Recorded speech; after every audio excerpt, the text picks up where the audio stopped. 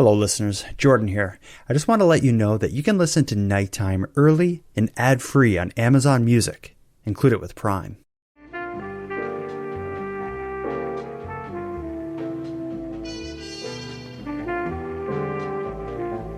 You are listening to the Nighttime Podcast. Hello listeners. I want to welcome you to the third in a three-part series covering the 1992 Sydney River McDonald's murders. In our last episode, our guest Phonse Jessome walked us through the police investigation that followed this act of mass murder. We heard about the false arrests, the many interviews, the chance discovery of evidence, the dramatic takedowns of the trio, and ultimately, the three confessions. But despite everything we've heard so far, there's much more to this story. The trials and everything that happened after them are stories all on their own. And that's what we're about to get into. Tonight, in this episode of Nighttime, Phonse Jessome and I are going to continue to discuss the Sydney River McDonald's murders. When we jump back into the story, we're going to pick up right where we left off in the last episode, with the trio confessing. So let's get right back into it. In this episode, Phonse and I will continue to discuss the Sydney River McDonald's murders, picking up right where we left off in the last episode, with the trio confessing. Now, with the three having confessed and been arrested, we're now getting into the trial. Can you just describe what you recall from the three trials? I believe they were all charged. All trials were done separately. Yep. Derek was up first, and it was like no trial I had ever covered, and I'd covered easily a dozen murder trials in that courthouse by then. Thank God, because my relationship with the sheriff's office was such that they knew they could trust me. All of us reporting in Sydney at that point had good reputation with the sheriffs, good working relationship. So they worked with us despite the heightened security that had been put in place. Because on the day of the arrest and the first court appearance of these three guys, almost a year earlier, because it took a year for the first case to get to trial, there were hundreds of people outside the courthouse yelling and cursing and condemning them. And so security was a serious concern. Threats had been made that they were going to be shot. They were never going to get to trial. This was just the frustration and anger that was evident in Cape Breton at the time. Friends of some of the families had made threats. So security in the courthouse was extreme. The families were all there. There had to be a section of the courtroom set aside for them. The emotion in the building was tangible. It was like the humidity that we're feeling outside now. You walk outside and it hits you in the face. Well, that's what the emotion was like in the old Sydney courthouse when Derek Wood went to trial. You couldn't help but feel it when you walked in because of the presence of the families, and it was going to be their second opportunity to see Derek Wood, but their first opportunity to see justice because he had gone through a preliminary inquiry. And there was a huge model placed inside the courtroom of the restaurant itself. A lot of money was spent on this prosecution to make sure that the prosecuting attorneys had every weapon possible to get through these trials. And they're to be credited as well. I mean, Ken Haley, Brian Willison, and Mark Chisholm out of Halifax. They spent a year doing nothing but work these cases because the reality is they had nothing. Each lawyer was going to try and get, for whatever reason he could, the confessions thrown out because that's what defense lawyers do. They try to find something the interrogating officers did that's not quite to the letter of the law or the Constitution. And if they can get the confession thrown out, any evidence gathered after that confession as a result of that confession is fruit of the poison tree. It can't be introduced. So the prosecutors knew that was going to be the big fight in each case, but they also had to build as much evidence just in case they lost those. So these three guys worked really hard. Each of them picked a case and worked it individually, but they also worked specific parts of each other's cases because the workloads on all three were so big. So they came ready to play ball. The two top lawyers from the legal aid office in Sydney were representing Derek. They had their theory worked out and they were ready to attack that confession because getting back to the confession he finally did make, that moment when he picked up the paper and went guilty, guilty, not sure. He had asked to see, he said, I think I want to talk to my lawyer. And this was after he'd been in custody for a very long time and they were getting close. And the officer said, are you sure you're going to be able to get him? And he said, what time is it? And he said, 5 o'clock in the morning. Well, and then he continued the conversation. So the question was going to be, was he denied counsel? The argument for the Crown was going to be a week earlier he had met with his counsel twice. He had met with his counsel early that night. This was like 12 hours later, but he did meet with him early that night when he was in custody. That he had access to counsel. He knew he could get a phone if he wanted to. It had been proved a week earlier when he was in custody. So that was their argument, which obviously ultimately carried the day. Mm-hmm. So the confession was allowed. But that was sort of the tilting point in his trial. That was what had the family sick leading up, during the first early days as these arguments in voir dire before the jury was ever present were argued before the judge about whether they could allow the confession. This was something that enraged Neil Burrows' brothers. They were infuriated. They didn't understand it. This guy confessed to killing these people. Why are these silly rules being brought in now? They just couldn't follow what was happening, which is typical of families drawn into this horrific thing we call a justice system. I wish somebody would change the name, because really it's built to make sure an innocent man doesn't go to jail. That's the sole focus. It's not about justice. It's about finding facts, not truth. Truth is facts, and facts taken in proper context. The justice system looks at the facts only and ignores context. And families of murder victims find that out very painfully, very quickly, that it's not about their dead child or their dead husband or dead wife. It's about the person sitting there with the sheriffs. It's making sure that he or she is not an innocent man or woman going to jail. And this was killing the families of the McDonald's victims. They just couldn't handle it. I helped them the way I traditionally do families. Always, it was my habit to become an aid to the families, because this was before they had the victim services counselors who would go to court with the families. The McDonald's families are the reason the victim services office exists in Nova Scotia, because they were thrown into this thing without any real support or without anyone other than me or any other journalist. They happened to, it turned out they chose me. Probably because I was in their living room every day. You get that sense people think they know you because you're so familiar. So I became their source of explanation during the breaks, during the lunches. They still all would not go on camera. All of the families had agreed when they made the agreement with the police and the prosecutors that they would not go on camera or talk to any reporter, because what they say could cause the trial to go off. It caused a mistrial. And that's a terrible thing that police and prosecutors say to families. It's a huge weight to put on them, and it's not true. And you slowly, as a journalist, win them over if you're a good human being and you help them out. And I gradually did, and they began to speak to me slowly.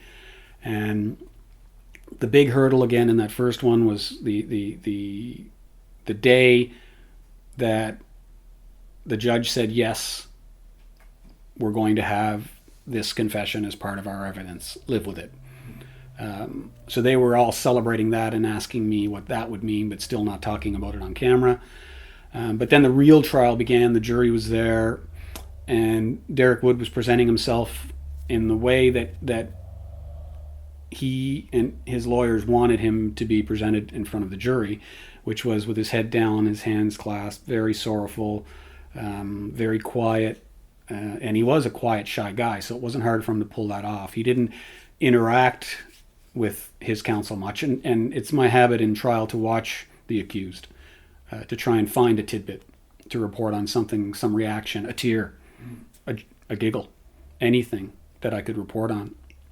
And what I found in Derek during that first trial was when the jury and judge were present, the shy, introverted, sorrowful young man was there. When they were out of the room during breaks, he would laugh and joke with his lawyers, and he wouldn't talk to me. I offered him opportunities. I always speak to the accused. Can I talk to you for a second? No. Sometimes it's yes.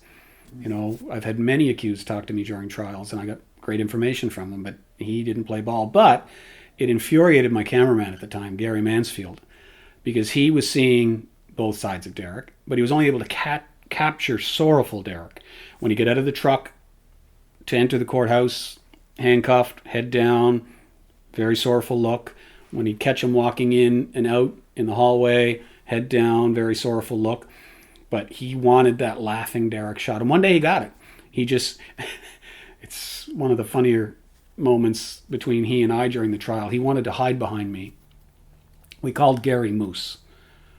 He was a very, very big boy, a weightlifter, huge, 6'2", 6'3", carrying 260 very well. I'm 150 maybe, 5'9", and he wanted to hide behind me with a Betacam on his shoulder. Like, it was not going to happen, right? So what he did was he just figured out a way to ambush Derek. When the judge and jury were out, he was allowed to shoot through the doorway. So he hid and waited until he had me there to say, yeah, he's laughing. And he just jumped into the doorway and got the shot. And you could see the moment, and he used that repeatedly in his reporting to show the difference, where he's laughing, looks up, sees the camera, and faded into sorrowful, head down, hands crossed Derek. So that was a moment that the families really appreciated seeing on TV, and it made my cameraman an easier man to work with because he wasn't grumpy all the time. But it gave the audience, the viewers, their first chance to see that this guy we've been seeing every night who looks so sorry, maybe not so sorry.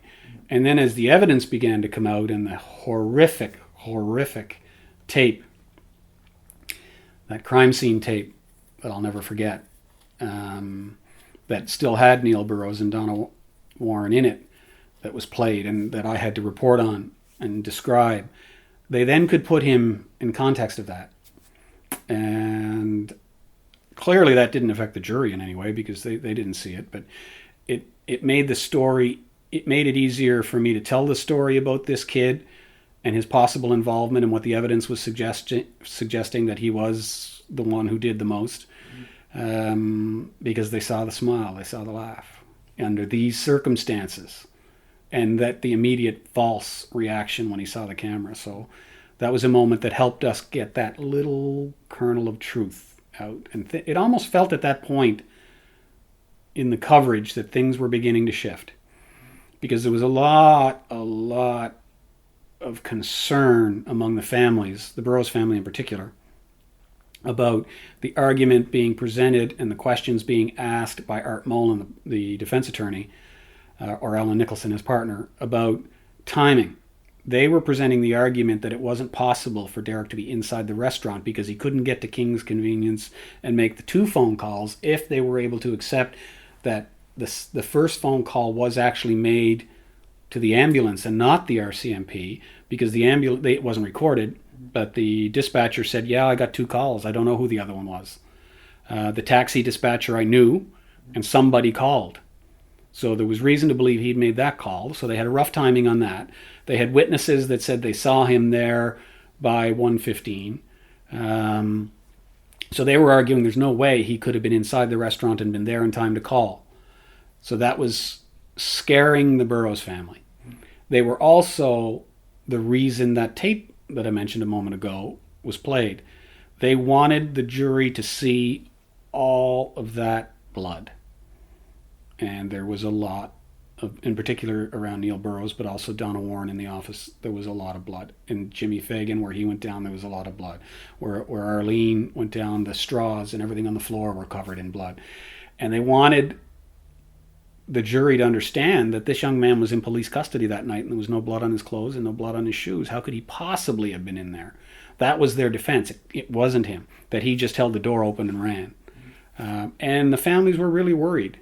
And the jury went out for a long time on that one. And when that verdict came in, it was like an electric wire flowing, electric current flowing through that courtroom. The relief, the tears, the moaning, the crying of the families, the celebration. One of the brothers, Neil Burrows' brother, ran outside to finally see him being led into the van as a guilty man and to threaten him openly and screaming, and we captured that. And I think that was the day my relationship with the families was ultimately cemented. By then, I had gradually befriended all of them, even Arlene McNeil herself, who arrived. I was able to chat with her.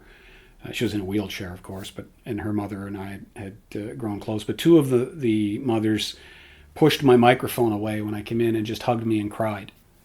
They drew me. That had never happened to me before in covering a trial. I developed close relationships with families, and I've had people cry and reach out to me, but not embrace me and thank me.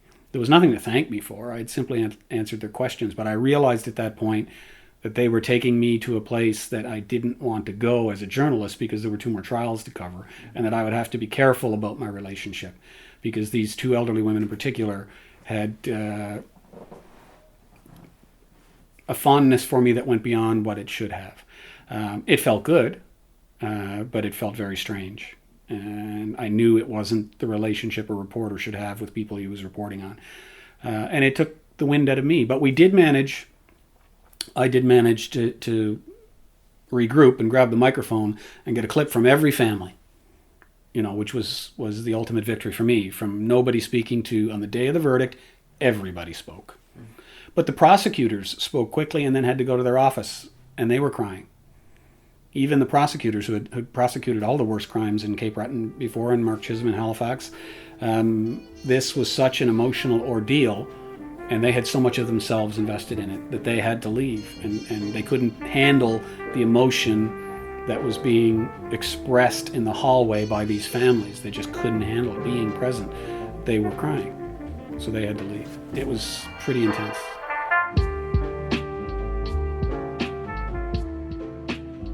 With Woods convicted, I'm guessing the Muse and McNeil trials probably came quickly after. Yep.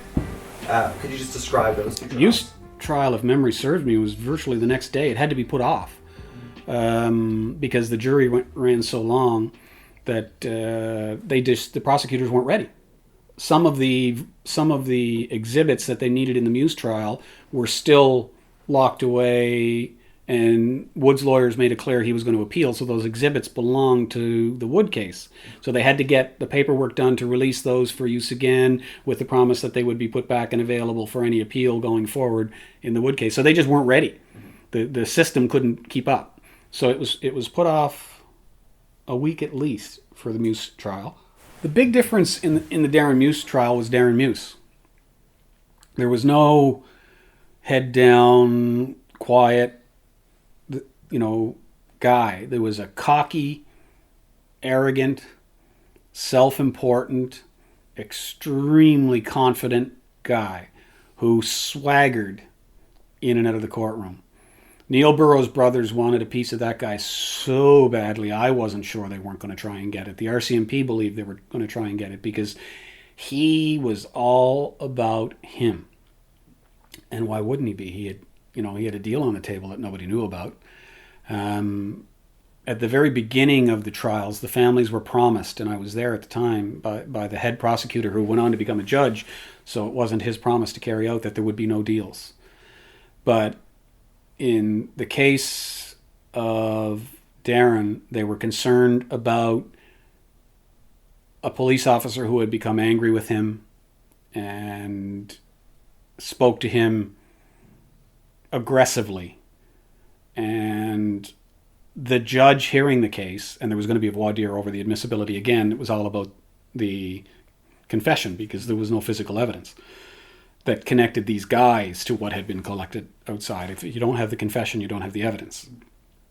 So the RCMP were genuinely concerned that this judge was only going to listen to the questioning. It was his habit not to listen to the answers, not to hear the voice of the accused, because in voir dire, the argument over the admissibility of a confession is not about what's in the confession.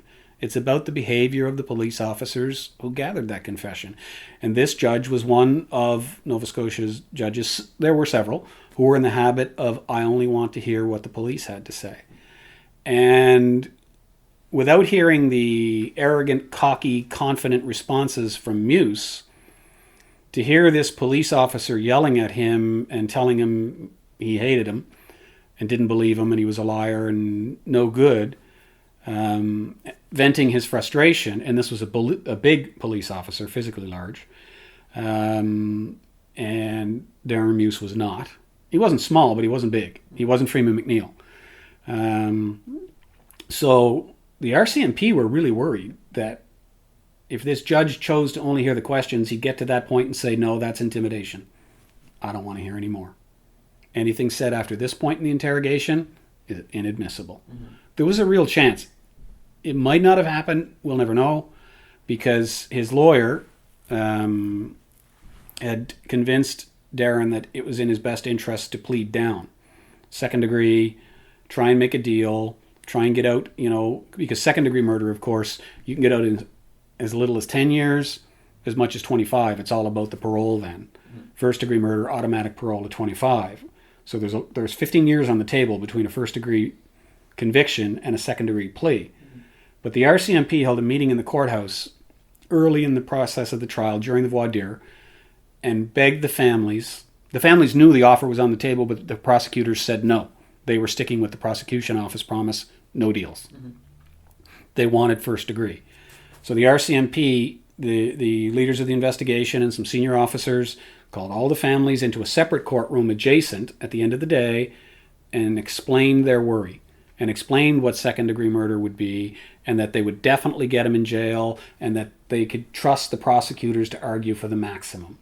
So not all of the family members agreed, but ultimately a vote was taken and most of the family members agreed. So the next day, when they were about to begin, Joel Pink, who was the lawyer who was representing Darren Muse, said, "Your Honor, would you read the charges again?"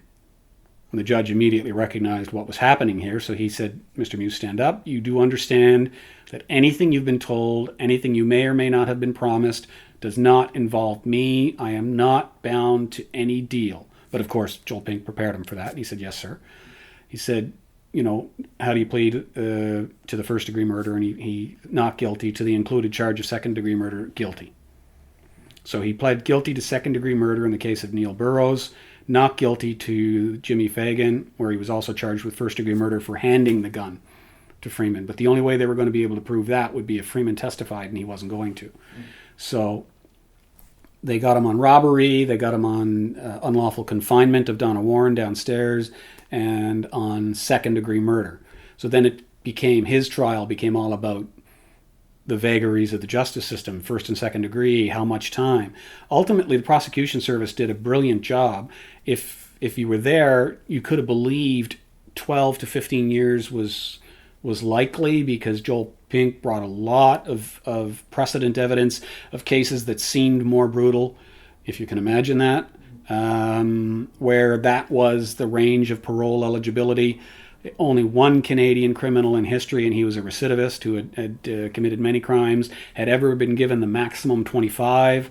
But that's what the prosecution was asking the judge for. In the end, the judge gave him 20, which was very, very, very much on the high side, and not what Joel Pink expected, nor what Darren Muse expected. And the families were satisfied with that. They wanted 25, but by the end of the arguments, they were worried about 12. So 20 felt pretty good.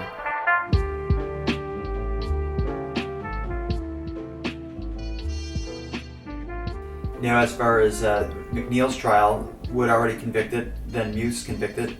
How did the events unfold during McNeil's?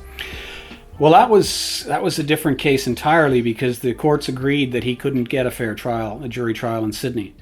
Because after the first trial of Derek Wood, Joel Pink petitioned the court to have his case heard by judge alone, because he believed all of the publicity around the Wood case was just too much, and the judge agreed. So it was unlikely the Supreme Court was going to overrule that judge's ruling and say that Freeman McNeil could. So the judge ruled that yes, he would be tried in Halifax. And as fate would have it, after the Muse trial, I was offered a job in Halifax by the network. They wanted to move me from Sydney to the Halifax newsroom, and I decided the economy of Cape Breton being what it was, my children would have a better chance of staying, at home and working where we lived if we took the job in Halifax, so we left. And I was up here job hunting, listening to the news on CBC radio the day I knew that the ruling was going to come in on Freeman McNeil, and they said the date that his trial would start in Halifax. And I just smiled at my wife at the time, because it was my first day to start work in the Halifax newsroom. So I knew I'd be covering that trial. And I would get in, I wouldn't have to adjust to the new newsroom, the new environment. It would have to adjust to me, because I was going in with both guns blazing on the very first day with the top story. And it was the top story for the first week or so as the trial went ahead. It was interesting. His defense was one of PTSD. They had him interviewed by a psychologist who determined that, remember, in his statement, he blacked out. He didn't remember what he really did. And things that had happened afterward, they decided that their best defense was PTSD, which was blown out of the water completely by another forensic psychologist who said it was ridiculous to think that he could possibly have PTSD when the first letter stands for post. You can't get PTSD during an event. It begins to appear much later, 3-6 months down the road, or even later than that. So the jury didn't buy any of that. And the emotional explosion that came with the verdict in that trial exceeded the emotion in the Wood trial, surprisingly. And it was a member of Jimmy Fagan's family, his sister, lost control and began to shake and shake and shake and shake. And as he was being led out, she yelled to her brothers to get him, get him, get him. And the police seized her and began to drag her out. And she got into, not the police, pardon me, the sheriff's officers. She got into a fight with them. And she was being dragged out then outside the courtroom where the cameras were. And her fight was because she didn't want to be seen by the cameras. And she had managed to avoid any publicity or any comment. That she was a very conservative woman, as were Jimmy's brothers. Yet she exploded and she became very much a part of the story. And then that spread like fire through the room. And I remember looking at Freeman's mother, who attended all of it. And she was just crushed because the mother of one of the other victims went over and began to scream at her. And the police had to stand in front of her and get her out of there. But it was just a circus. It was crazy, the emotion, because they had been put through hell for 3 years. Our justice system is not one. If my advice given many times afterward to the families of murder victims, who I came to know immediately in the aftermath of a murder, because you do. You interview family members and talk to them, is don't go. Don't attend the trial. Send an uncle or a cousin that can tell you each day what's happening, but don't put yourself through that. Because there are so many ups and downs and possibilities, and it's not about the dead person. It's about the person left alive. And I learned that lesson from watching these families go through the grindhouse that was our justice system over 3 years, and becoming very close to them in that process, and seeing what it did to them, and seeing how it changed the justice system. The victim services became a very important component of all trials in the future. And I believe that's in part because of the explosion, in very big part because of the explosion at the end of Freeman McNeil's trial, the explosion of emotion, because it happened in Halifax at the main courthouse. And, the judges realized, we can't have families losing control like this. Why don't they have someone? And that's why the victim services and victim liaison program was developed. When all was said and done in McNeil's trial, what was the sentence he was delivered, and what was he found guilty of? First degree murder, automatic 25. He got convicted, I'm mistaken, he got a first, but he got a second on Neil Burrows. That was second degree. They determined that the clubbing he gave may not have contributed to the death, and he might not have known. Or the language in the criminal code is you administer force that is likely to cause death, and you are reckless as to whether or not death occurs, and that'll get you a second degree. So the jury found him guilty of second degree. It was a pointless, except for precedent, it was pointless, but the jury recommended the full 25. So he's the second Canadian ever to get 25 on a second degree, but he already had the 25 on the first degree of Jimmy Fagan. So really, there are no consecutive sentences in Canada. As I like to say, the first murder will cost you, the rest are free, because you're never, ever given a consecutive sentence, and you don't get any more jail time for anybody you kill after the first. But also in Canada, life sentence is a life. Even when you're released on parole, you're still guilty of murder, and if you do anything, that murder sentence is immediately clamped down, and you're put back in jail on the murder. If you violate your parole, you return on your murder sentence, because life is life in Canada. Oh, wow. With all the trials said and done, all three men found guilty, put away for, in Wood McNeil's case, 25 years. In Musa's, I believe you said 20. Yeah. How did McDonald's deal with the stigma attached to the building? Interesting question, and one I'm asked here in Halifax, but never home. And that's because there was no stigma at home. People who followed the story closely away from Cape Breton, to them the only image of that restaurant was the one surrounded by police cars at night with yellow tape. But the restaurant, I knew Garfield Lewis well, he owned it. It returned to regular sales very quickly. It went back to what it was. It has since been torn down, but not because of this, simply because a larger retail complex was being built down below. It was in a really bad spot to begin with, on a very steep hill.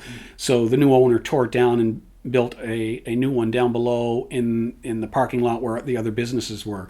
But people went back there and returned to the restaurant. Some early on, no doubt, went there out of some disturbed sense of just wanting to be inside the restaurant where it happened. But, that didn't last long. And Garfield told me within a year his sales were back to what they had been prior to. As far as McDonald's corporate, it was very responsible after the murders, brought counselors in, set them up in a hotel in Sydney to deal with all of the workers and their families, did everything it could to help them along, because it had learned in the mass killing in the San Ysidro, California McDonald's that's the way to deal with it. So, and they didn't want it to become something that stigmatized their employees or their restaurant. They certainly didn't cooperate with me. They didn't give interviews. They didn't want to talk about it, but they were very good to their employees and the families of their employees. Looking back now, 25 years later, do you believe the community is healed? Certainly the families have not. The younger generation, sure. Yeah. To them it didn't happen. But nobody who was there then as an adult forgets the Sydney Cape Breton before McDonald's and the Sydney Cape Breton after McDonald's. It was, I hate to be trite or use a cliche in connection to this story, but it was sort of the end of innocence for Cape Breton. This was local grown boys with no trouble with the law prior to this. They were capable of this kind of vicious, horrific violence, and there was nowhere to look but home. It was homegrown. It changed the view a lot of people had of home. And as again, I'm not the right person to ask that, because I remind people of this case. I go home and people, where's your book? I can't get your book anymore. It's hard to find. Or they still, what's going on with those guys in jail? They think I visit them. I mean, so for me to think that they're over it, no, I don't, because whenever I'm there, they're reminded. But certainly life went on. It changed the prosecution service. It changed policing in Cape Breton. There are lingering effects that are felt today in the way cases are handled. The justice system and both arms, both the investigative arm and the prosecutorial arm, even the defense wing, because it was handled by legal aid, they all grew up. This forced them to a level they never expected to have to work at. Musa been out on parole for a period of time. The other two, it's constantly in the news that they're maybe on their way out and will likely have 25 years. Freeman will.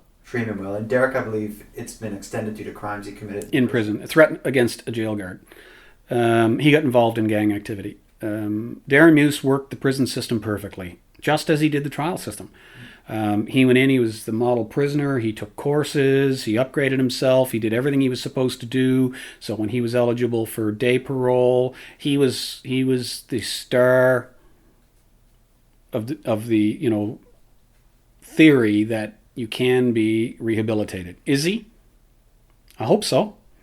He certainly convinced the parole board that he was, and he has done nothing wrong since being released. Freeman McNeil only recently, a matter of weeks ago, was granted escorted passes into the community, which is the first step, because in May it'll be 25 years and he will be up for full parole. So the process is escorted passes, unescorted passes, a group home where you're allowed out certain times if you can get a job. So they're easing him into the community now. The family's fought that, but he's done nothing wrong in prison to prevent that. They can, if as is the case with Derek Wood, extend if you misbehave in prison, or if they believed he was likely, if he became involved in gang activity. But he didn't. There was no indication he was the model prisoner Darren was, but I think he learned from Darren. And in his last years, started working toward next year. Because remember, these are young men. He's going to be, 46 when he gets out? That's not old. It's a heck of an old age to start your life, but it's not old. Now, your book, Murder at McDonald's, is such a complete telling of the event. Can you talk a bit about the work he did to put that together? The book that almost never was.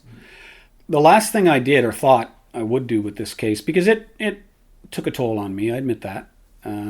It's difficult to get that close to that much emotion and not carry some of it, especially by the third year of becoming close to the families. To see them in that kind of anguish was difficult. But there was so much interest in this story, the network wanted a half-hour special. So by then, as I stated, I was living in Halifax, so I went back home and convinced the families to do one more television interview, and interviewed Arlene, who was in rehab, and went back to the restaurant and did a walkthrough myself on camera. Went to the graveyard with Olive Warren, where she went every single day to Donna's grave, to put together a half-hour documentary that was my final stamp. That documentary aired on a Sunday. On Monday at work, I got a call from a publisher. We want a book. Now, my ambition in life has always been to be a writer. I got into journalism because you could get paid to write. I want to be a writer. Yet, I didn't want to write this book. I said, can you give me some time to think about it? Which was not what the publisher expected. You offer somebody a publishing contract, they jump at it, especially a journalist, because we all think we've got a book in us. I didn't want to write it. And I was looking for a gentle way to get out. But the publisher, Dorothy Blythe, at the time did say, well, if you don't, I'll find somebody willing to go into Sydney and just start from the beginning. And that played on me, because I knew if I was a reporter sent to Washington, and by then I had traveled a lot and had to undo, sort of find this story in book form, I would have to really be an invasive presence with the families. Not just the police and the court, but the families, because they were the story. I knew the story. So, but I still gave it a couple of days, and a good friend, Greg Boone, who was my colleague in the newsroom in Sydney for so long, kept pushing that somebody's going to come in here and start knocking over gravestones. Come in here being Sydney. He was still back in Sydney. He said, I'm not going to write it. You know I'm not going to write it. They're going to get somebody who is going to... So he really pushed hard on what he knew was my guilt. So I finally said, fine, I'll write it. And I told the families I was going to write it. And I said, can we talk one more time?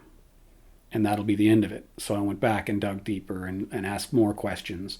And I had already obtained the tapes from the police and all of the exhibits and the written statements as part of that half-hour documentary. So I had everything. Yeah. I just had to ask some questions of the families that I hadn't, and to look at it differently as an author would, and to write it. And, interestingly enough, to talk about the way this case was treated here, the publisher released it, but there was no book launch. It was not in the catalog. It was not advertised in any way. It went crazy. It was a multiple times a bestseller. It kept selling out. It sold like hotcakes, literally. I mean, you couldn't keep it in stores. It was crazy the way it sold. Showed the appetite for it, but it was still sort of the ugly stepchild of the publishing house. They never put anything behind it ever. They didn't, because until then they had never published anything like it, and it didn't fit with their image of themselves. So it succeeded in spite of the publisher who wanted it, not because of the publisher who wanted it. But then, interestingly enough, life being what it is, 23 or 4 years later, it got the attention of Otto Penzler, who is a legend in both true crime and crime fiction circles out of New York. He owns the Mysterious Bookstore in New York, which he claims is the oldest mystery crime-only bookstore in the United States. He's published a number of anthologies of noir fiction: Chicago noir, Boston noir, New York noir, LA noir. He's a very big player in the crime fiction and true crime field. He picked it up. I owned all rights to it because it had been out of print for 15 years. And he wanted to make it an ebook. Well, there was no clause in the contract that I signed back in the 90s anyway, because ebooks were a fantasy, weren't they? We didn't have an internet, let alone an ebook. So he has now put it out through Mysterious Press in New York only weeks ago, and it is beginning to garner interest again all these years later. You're here. We're talking about it, and the book is being sold worldwide. As an ebook at any place you can get an ebook. It's available on iTunes, Amazon, Barnes & Noble, Kobo, and I checked with the publisher yesterday, and they say it's encouraging the way it's starting out. So there is still interest in that story outside of Nova Scotia, where I think although it's still selling here. People have told me here. I was contacted only last week by a filmmaker, a producer in New York, who read it and wanted to know if he could do a spec script for my approval before he went for financing, because I've turned down all offers to make it into a movie because I don't think it would be appropriate. I don't think the families need to see that. But he's writing up a spec script, and my agent in New York wants to see it. So I don't know. It's kind of out of my hands now. I just let it go once I let Otto take it. It's playing in the big leagues in New York, and I'm not there. So I don't know. Now, what comes next for you? I understand you have a new work of fiction. I do. Well, I did write another book after Murder at McDonald's, which was Somebody's Daughter, which is also available worldwide now in ebook. Otto took that as well. It is about human trafficking in Canada and about a very violent pimping ring that was operating here in Halifax. It did well as well. And it is now on its second journey in life as an ebook. But the book I'm most interested in is the one that comes out in just a couple of weeks. Disposable Souls is the title. It's the first in a crime fiction series based here in Halifax, based in large part on an outlaw motorcycle gang and one character who left the club, became a war hero and then a police officer. And then lands a case that kind of ties all those worlds together, and he's not quite sure where he fits. And that's where the series begins. I finished my journalism career earlier than expected, although 35 years is hardly early, because of severe CPTSD. I was diagnosed years ago and continued to work, but I've been told by my doctors to stay away from true crime and journalism, and so the type of journalism I plan to do in the future is crime fiction, which really is a beautiful form of journalism because it uncovers the rocks and looks under them. I believe the best crime fiction is social commentary at the very least, but it's a form of journalism. It's showing people what's real, and that's the type of crime fiction I intend to write because it's really all I know how to do. So there you have it.